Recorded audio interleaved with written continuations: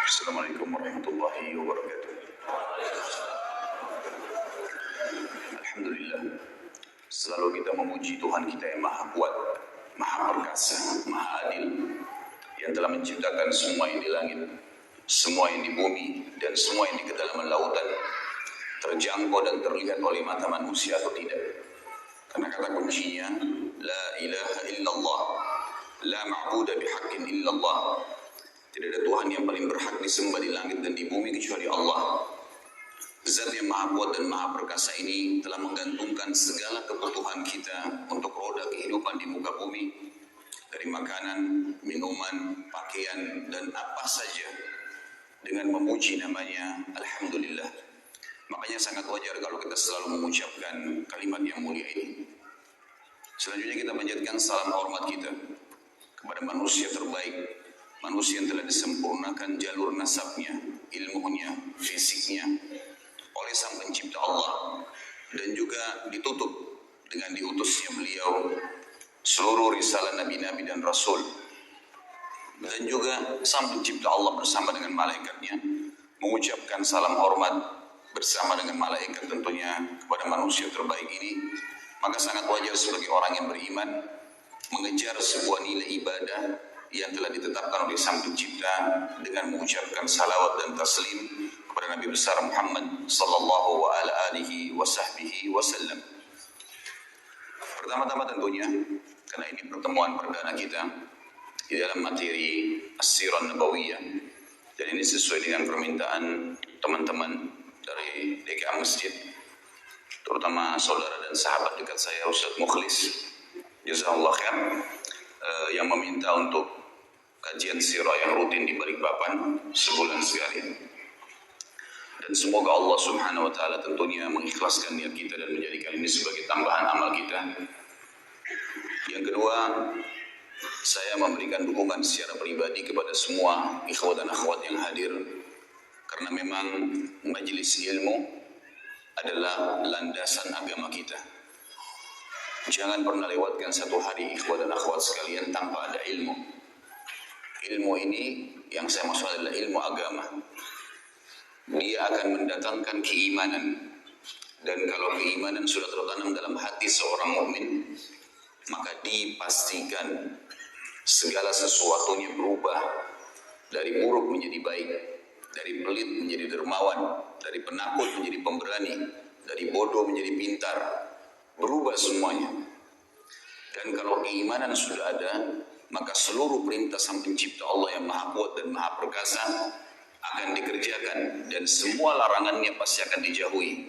Tentu balasan maksimal adalah kita akan masuk ke dalam surga yang kekal dengan izin Sang Pencipta Allah tentunya. Oleh karena itu teman-teman sekalian, saya akan mengucapkan seperti yang baginda Nabi Sallallahu Alaihi Wasallam ucapkan kepada seluruh sahabat yang datang menuntut ilmu, marhaban bitalabatil ilm. Selamat datang para penuntut ilmu. Majelis ini teman-teman dihadiri oleh para malaikat, disaksikan oleh para malaikat yang mencatat ini menjadi amal kita.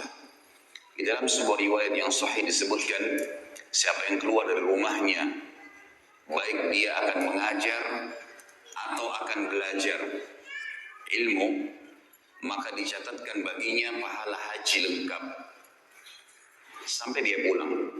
Di dalam riwayat yang sahih yang lain dikatakan, siapa yang keluar dari rumahnya menuntut ilmu, belajar atau mengajar, maka dia di jalan Allah sama dengan jihad di jalan Allah sampai dia kembali.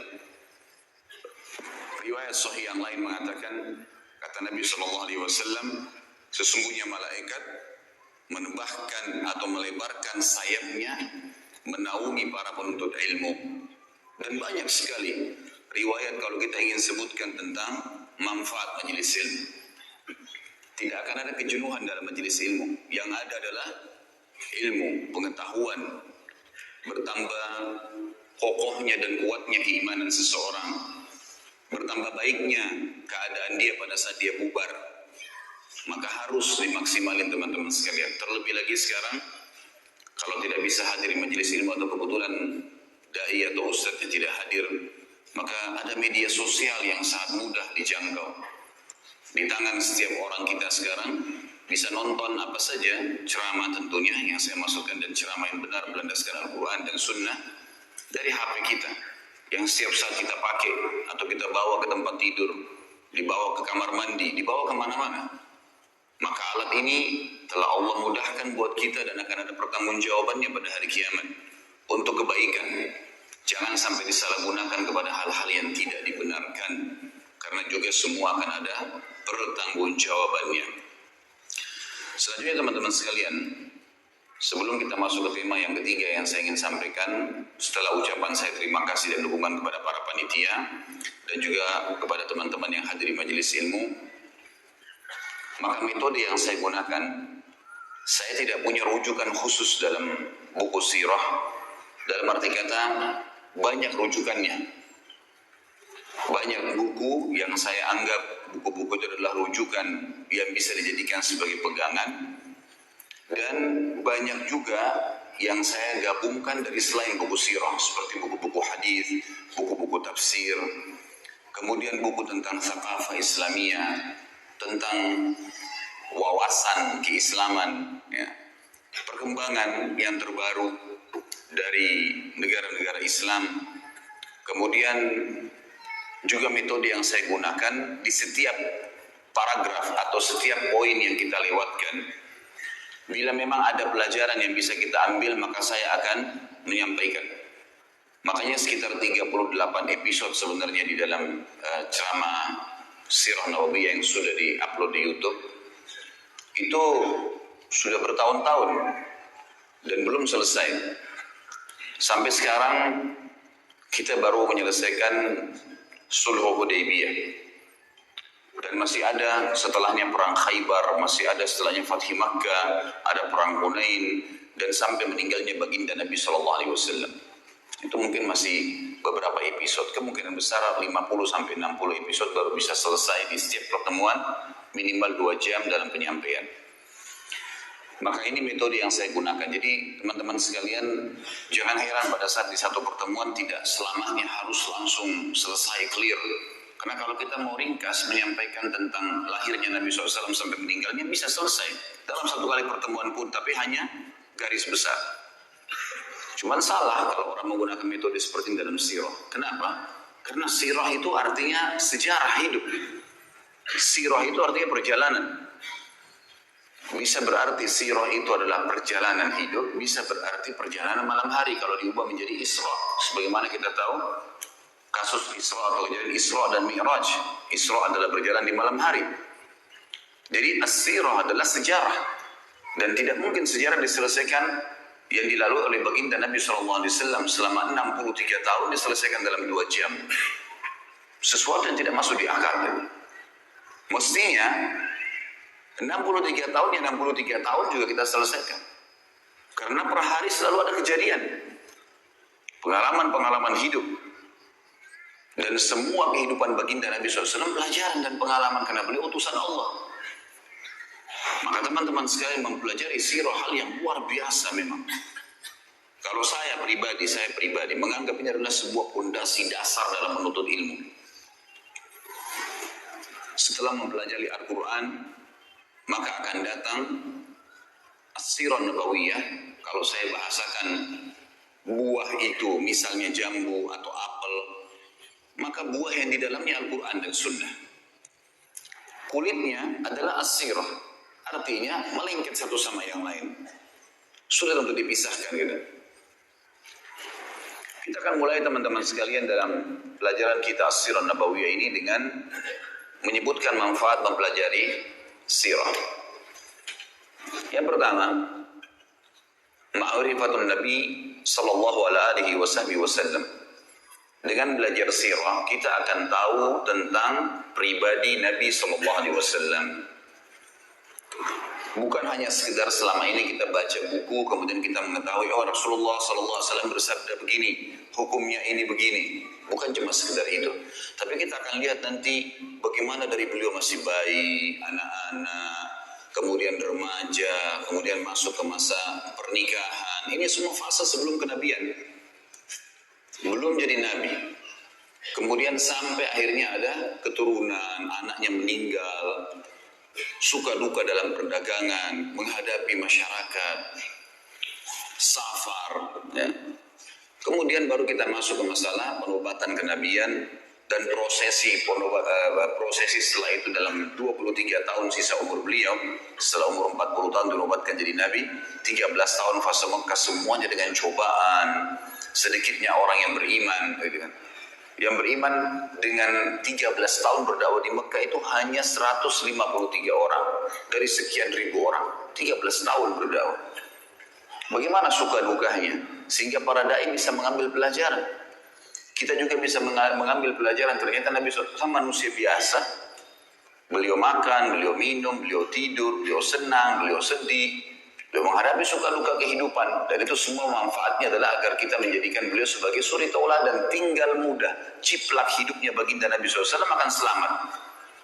Semuanya, cara makannya, tidurnya, berpakaian, bergaul, berumah tangga, berekonomi, berpolitik, segala macam hal kita akan bahas panjang lebar dalam masalah As-Sirah Nabawiyah ini. Kemudian juga fase 10 tahun di Madinah, akhir hidup beliau sallallahu alaihi wasallam, di mana fase itu penyempurnaan kehidupan. Penyempurnaan kehidupan. Sebagaimana sering saya bahasakan kepada teman-teman kita di zaman sekarang, banyak di antara ikhwat dan akhwat semangat sekali ingin supaya ada negara yang berbasis Islam. Tapi mereka mengkhayal di satu sisi, kalau akan ada seorang presiden doktor dari Madinah misalnya, atau seorang yang hafal Quran, atau mungkin ulama, semua menterinya ulama, maka tidak akan ada pelanggaran agama di negara kita. Ini keliru sekali. Tahu kenapa keliru teman-teman sekalian? Karena ada orang yang merupakan pimpinan kita dan utusan Allah telah dijadikan pelajaran oleh Sang Pencipta 10 tahun kehidupan beliau di Madinah. Kehidupan Madinah ada 4 golongan manusia yang hidup di zaman Nabi SAW. Yang pertama adalah orang-orang kafir. Kita tahu di Madinah ada 3 suku Yahudi. Qainuqa, Nadhir, dan Quraidah. Qainuqa, Nadhir, dan Quraidah. 3 suku ini yang sekarang banyak, di antaranya yang banyak menyebar di seluruh dunia termasuk di Israel. 3 suku ini Nabi SAW berinteraksi dengan mereka. Ada transaksi jual beli, ada juga transaksi utang piutang Nabi SAW dengan beberapa pendeta, ada dakwah Nabi SAW mengajak mereka masuk Islam. Setelah masuk Islamnya salah satu dari mereka namanya Abdullah bin Salam, nanti akan kita jelaskan semua itu. Kemudian kisah bagaimana pada saat kiprah beberapa orang Yahudi yang masuk Islam akhirnya terbunuh mati syahid di perang Uhud yang banyak orang tidak mengetahui, gitu kan. Kemudian juga bagaimana Nabi SAW akhirnya mengusir mereka dari Madinah karena pengkhianatan mereka. Maksudnya apa? Walaupun pemerintah kita semuanya ulama, dari presiden, wakil presiden, menteri, segala macam, tetap ada interaksi dengan orang kafir, teman-teman sekalian. Ada orang kafir yang dikenal dengan kafir zimmi dan ada yang kafir harbi. Nanti akan saya jelaskan itu di poin setelahnya nanti, di poin mempelajari sirah dan bagaimana Nabi SAW bermuamalah dengan mereka. Intinya ada orang kafir di Madinah dan Nabi SAW interaksi sama mereka. Jangan lupa kisah anak muda Yahudi yang sakit keras, lalu Nabi SAW menjenguknya untuk mengucapkan syahadat dan anak itu syahadat. Artinya sampai boleh menziarahi, mendatangi rumah seorang kafir untuk mengajak mereka masuk Islam. Ada interaksi. Yang kedua, ada kaum munafikin. Ada orang-orang munafik di Madinah. Dan pimpinannya siapa namanya? Abdullah bin Abi Salul. Abdullah namanya. Namanya bagus nggak? Hah? Mana suaranya orang Balikpapan nih? Abdullah. Tapi pimpinan orang munafik. Dipastikan kekal di api neraka, meninggal dalam kemunafikannya. Jangan heran, di zaman kita sekarang ada orang namanya Muhammad, namanya Ahmad, namanya Yusuf, tampil di televisi, tampil di media, membenci Islam. Kenapa harus heran? Di zaman Nabi SAW ada orang munafik nggak? Namanya siapa? Abdullah. Ambil pelajaran, ini dari sirah diambil nih. Pelajaran pengalaman hidup. Artinya, walaupun pimpinan kita semuanya ulama, akan ada orang munafik di tengah-tengah mereka. Karena kita tidak lebih baik dari Nabi SAW. Ini penting sekali, karena orang banyak mengkhayal seakan-akan tidak, kalau sudah berdiri negara Islam tidak akan ada masalah. Sampai sekarang mereka menyorotin Saudi. Katanya Saudi terapkan hukum Islam. Kok masih ada orang begini? Kok masih ada begini? Loh, jangankan kerajaan Saudi, Nabi SAW saja di zaman beliau ada. Yang ketiga, adanya ahli maksiat. Ada nggak di zaman Nabi SAW orang zina dirajam? Ada nggak pencuri dipotong tangannya? Ada, nanti kita pelajari semua. Ada di antara mereka yang melanggar hukum Allah. Ada yang berdusta dicambuk 80 dera, kisah ifk. Tuduhan terhadap Aisyah dan Safwan radhiyallahu anhum ajma'in tentang mereka berzina pada saat pulang dari perang Bani Mustaliq. Dan nanti akan kita jelaskan masalah itu insyaallah. Kemudian ada sahabat-sahabat yang berzina dirajam, cambuk. Ada yang mencuri. Seperti kasus Fatimah, salah satu dari suku terkenal Makhzumi yang terkenal di Mekah. Orang ini terkenal sekali dengan kedudukannya dan rupanya kebiasaan mencuri. Tradisinya, dia masuk Islam dan tradisi orang-orang Arab Quraisy kalau ada seseorang mencuri tidak dipotong tangannya kalau dia kedudukannya tinggi, punya jabatan. Dan subhanallah ini kayak turun-temurun di kalangan ahli maksiat nih. Kalau punya jabatan nggak dihukum, gitu kan? Lalu para sahabat karena baru masuk Islam, mereka berkata, ya Rasulullah, mereka cari dulu siapa nih kira-kira di antara sahabat yang bisa ngelobi Nabi ini, supaya orang ini gak dihukum. Musyawarah satu sama yang lain, ketemu dengan Usama bin Zaid radhiyallahu anhu ajma'in. Dia dengan ayahnya dikenal dengan Hibbin Nabi SAW, kekasih Nabi SAW. Zaid bin Harithah dulu adalah mantan budak Nabi yang dibebasin, Usama anaknya. Usama bin Zaid ini yang dijadikan oleh Nabi SAW panglima perang di umur 17 tahun karena keperkasaan jiwanya, imannya. Lalu Usama disuruh masuk melobi Nabi SAW. Ya Rasulullah, ada seseorang yang terkenal dari Mekah, wanita, punya jabatan, kena hukum mencuri. Kira-kira boleh nggak dipotong tangannya? Apa yang terjadi? Nabi SAW tidak jawab, naik ke atas mimbar, suruh kumpulin semua sahabat. Begitu ngumpul, kata Nabi SAW, telah sampai setelah tahmid dan salawat untuk diri beliau SAW, beliau mengatakan, telah sampai kepada saya, ada seseorang di antara kalian karena punya jabatan yang tinggi atau punya kedudukan di sukunya, mencuri, enggak mau diterapin hukum Allah. Ketahuilah, demi jiwa Muhammad yang dalam genggamannya, maksudnya demi Allah. Kalau seandainya Fatimah binti Muhammad, jangankan Fatimah yang itu, Fatimah anak saya, anaknya Nabi, anaknya Raja Muslimin pada saat itu, mencuri, saya akan potong tangannya. Tidak ada toleransi dalam Islam. Dipotong tangannya akhirnya. Ada sahabat yang berzina, ada sahabat yang mencuri, ada sahabat yang dusta.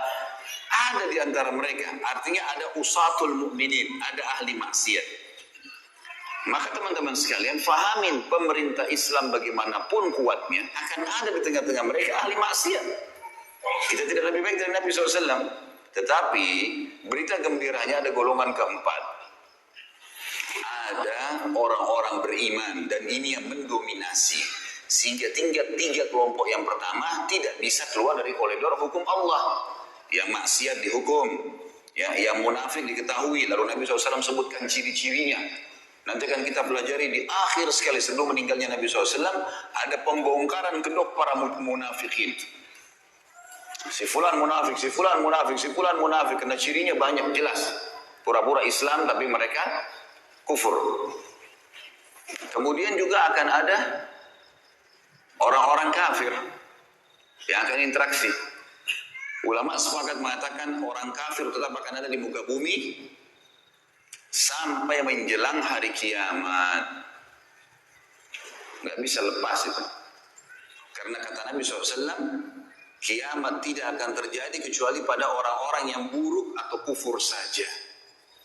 Orang beriman semua akan meninggal dengan tiupan angin yang menerpa tubuh mereka. Sampai kata Nabi SAW, kalau seseorang dan kalian sembunyi di dalam gunung, maka angin itu akan masuk dan merenggut nyawanya. Sehingga tidak tertinggal kecuali orang kafir dan buruk di muka bumi, lalu kiamat terjadi pada mereka. Hadis jelas. Bagaimanapun antum mendakwai orang kafir, alhamdulillah ada yang masuk Islam misalnya, tapi tetap akan ada mereka.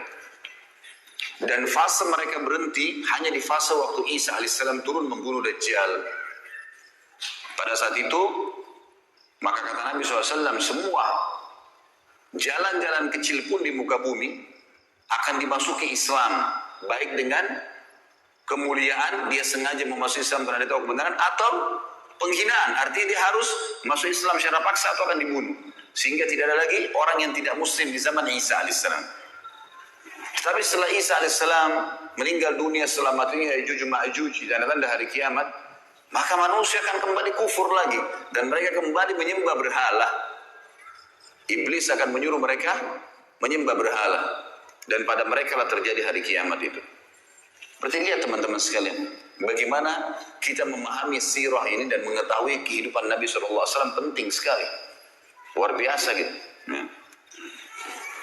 Pelajaran yang kedua, selain mengenal Nabi SAW, tentu nanti masuk juga dalamnya adalah mengenal visi kulit, warna kulit, postur tubuh, rambut, ya, akhlak Nabi SAW, semua kita akan kenal. Bagaimana beliau berumah tangga, bagaimana menyelesaikan masalah-masalah rumah tangganya. Ada masalah, dan beliau pecahkan dengan kebijaksanaan, dengan kedewasaan. Bagaimana menghadapi tetangga yang selalu mengganggu, bagaimana menghadapi dakwah yang sedang menghadapi rintangan, bagaimana menghadapi pasukan musuh yang akan menyerang Madinah, bagaimana dan bagaimana. Kita akan ambil semua pelajaran dari pengenalan baginda Nabi sallallahu alaihi wasallam. Yang kedua, ma'rifatus sahabah ridwanullahi alaihim. Kita mengenal dengan belajar sirah siapa itu sahabat. Manusia-manusia pilihan Allah yang telah menemani baginda Nabi SAW, yang telah menemani utusan yang terbaiknya, penutup para nabi dan rasul. Ini bukan manusia biasa teman-teman.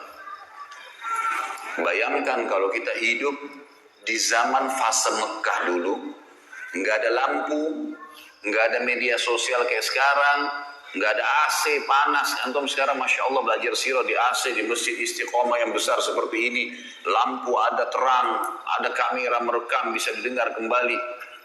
Zaman dulu rumah dari tanah liat, Mekah dulu itu desa terpencil, nggak ada orang di dunia yang mau lihat Mekah itu, kecuali orang-orang beriman yang datang haji. Itu pun jumlahnya masih sedikit.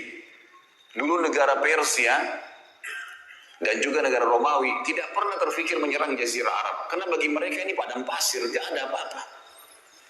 Gak pernah mereka rebut, padahal Jazirah Arab itu posisinya di tengah-tengah dunia. Kenapa mereka tidak terfikir menyerang? Karena padang pasir, gersang, gak ada apa-apa. Hasilnya maksimal yang paling banyak kurma. Mereka gak berpikir serang. Coba antum bayangkan kalau antum hidup di fase itu, di perkampungan terpencil di muka bumi, ada orang buta huruf, nggak bisa baca, nggak bisa nulis, ngaku nabi dan harus beriman. Kira-kira jadi Abu Bakar atau jadi Abu Jahal? Sekarang gampang antum beriman, Quran sudah lengkap, masjid banyak, para dai-dai mubalik sudah banyak menyampaikan tentang hukum-hukum Islam. Tinggal ambil, belajar, amalin, mati masuk surga. Hah? Mudah sekali. Zaman dulu teman-teman, turun satu ayat, turun dua ayat, dan ini kewajiban mematuhi loh, dan membela hidup mati. Gak gampang pada saat fase Mekah itu, luar biasa dulu. Nanti kita lihat teman-teman perjuangan para sahabat bagaimana dalam sirah ini, bagaimana mereka di zaman itu tidak ada media bisa percaya. Bisa percaya, bisa yakin, bisa mengamalkan. Wajar itu, muhajirin dan ansar, Allah janjikan dan jamin buat mereka surga. Demi Allah pantas untuk mereka, pantas. Perjuangan yang meninggalkan keluarganya, berkorban dengan hartanya, berkorban dengan darahnya. Kisah-kisah yang kadang-kadang subhanallah, saya kalau pelajari kisah sahabat tidak sadar netes air mata di depan laptop saya. Luar biasa kisah mereka ini. Di mana kita ini gitu. Kita selalu sibuk dengan pasar, dengan dagangan, dengan istri, dengan anak, dengan ini, lupa tidak ada perjuangan buat agama gitu. Ini sahabat luar biasa, pengorbanan yang luar biasa. Wajar Allah mengatakan radhiyallahu anhum wa radu an. Allah sudah ridho dengan mereka. Tahu ridho teman-teman? Ridho itu kalau orang diberikan sesuatu yang membuat dia sangat puas, baru dikatakan ridho. Kalau misal kita memberikan seseorang sesuatu, misal ada fakir miskin minta, kemudian kita kasih uang, misal dia butuh 3 juta rupiah, kemudian kita kasih 10.000 rupiah. Ya udah, dia terima kasih, dia pergi. Apa dia sudah ridho? Dia ridho teman-teman kalau dia minta 3 juta, antum kasih 5 juta. Dia akan doain antum, dia akan berterima kasih. Nah, itu namanya ridho tuh. Kalimat ridho digunakan di situ. Allah mengatakan radhiyallahu anhum, pakai anhum jamak. Allah ridho kepada semua mereka, sahabat itu. Yang ridho siapa? Pencipta langit dan bumi. Waradu an, tidak cukup di situ. Allah bilang, dan mereka dipastikan memang ridho dengan Allah. Memang mereka siap mengorbankan apa saja untuk Allah dan Rasulnya alaihi salatu wassalam. Kita akan belajar teman-teman, ada kisah sahabat yang kiprahnya sangat luar biasa, kisah heroik dalam masalah perjuangan jihad, dalam masalah sedekah, dalam masalah berbakti dengan orang tua, dalam masalah memperjuangkan dan menjalankan sunnah Nabi SAW, agamanya Nabi SAW yang dibawakan. Banyak sekali yang kita bisa ambil. Nah, ini semua kita akan ambil dari sirah. Pentingnya luar biasa gitu. Yang ketiga, ma'rifatu sababun nuzulul Quran, sababun nuzul Al-Quran, mengetahui dari sirah tentang sebab turunnya Al-Quran. Dari sekian 6.000 sekian ayat Al-Quran, saudara seiman, ada di antaranya ayat-ayat yang punya sababun nuzul atau sebab turunnya ayat. Kalau ada sababun nuzul ayat, maka kita semestinya membaca ayat dengan sebab nuzulnya, karena sebab turun ini akan membuat kita memahami tentang apa yang sedang Allah inginkan di ayat itu. Dan semua sebab nuzul diambil dari materi sirah. Nanti kita akan lihat dari sirah ini, oh ternyata ayat sekian turun karena kejadian ini di surah ini. Juga kita jadi tahu teman-teman, kenapa Iqra bismi rabbikal ladzi khalaq yang turun pertama sekali ayat berada di juz 30. Kenapa bukan di pertama? Kenapa Al-Fatihah yang pertama? Banyak ayat-ayat Al-Quran yang turun di Mekah itu berada di juz 30 semua, rata-rata di juz terakhir. Padahal awal-awal turun.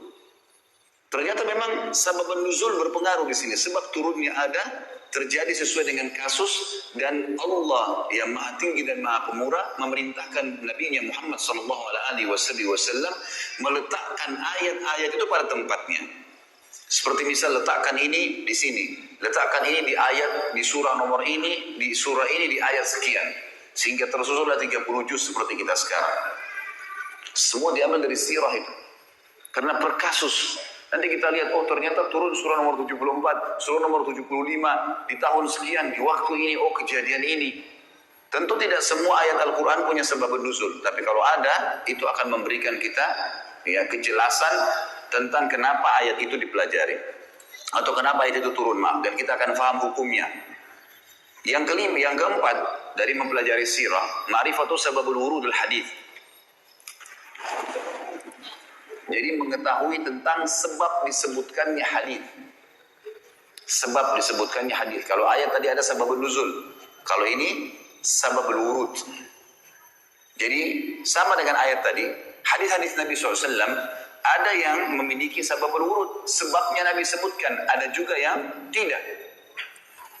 Tentu memahami sababul wurud penting sekali, karena dengan mengenal atau mengetahui sabab wurud kita tahu apa yang Nabi SAW sedang luruskan di situ. Contoh misal, pernah Nabi SAW dalam hadis Bukhari Muslim jalan di sebuah pasar, kemudian menemukan ada seseorang berdagang, jual gandum ditumpuk seperti gunung gitu. Warnanya kuning cerah, bagus sekali. Orang banyak tertarik membeli gandum dari toko itu. Nabi SAW, Nabi utusan Allah, ada wahyu menyampaikan, maka beliau masuk ke dalam toko orang itu. Begitu masuk ke dalam toko, Nabi SAW mengecek di bagian dalam gundukan. Jadi orang kalau lihat dari luar, oh gundukannya bagus. Dia seakan-akan menyendok dari gundukan itu. Padahal sebenarnya di bagian dalam itu buruk sekali. Gandumnya kualitasnya lain, dan dibasahi supaya bobot berat timbangannya bertambah. Maka apa yang terjadi? Nabi SAW mengambil yang buruk itu lalu mengangkatnya sambil mengatakan, Man ghasyana falaysa minna. Siapa yang menipu kami bukan dari golongan kami. Coba kalau antum baca sepintas hadis ini tanpa tahu sebab urutnya, maksudnya global sekali. Ternyata Nabi SAW mengkhususkan kaum muslimin. Siapa yang menipu kami bukan dari golongan kami. Ini bukan berarti orang kafir boleh ditipu ya, enggak.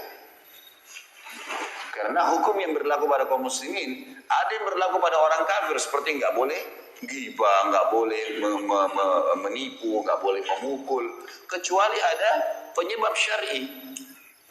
Ada penyebab syar'i yang membuat kita bisa menghukum dia. Itu pun yang menghukum biasa pemerintah, atau mungkin dia tiba-tiba menyerang kita secara pribadi dan seterusnya. Ada hukum syar'i sendiri. Yang kelima, mempelajari sirah juga akan memberikan kita informasi ma'rifatul kuffar wal munafiqin.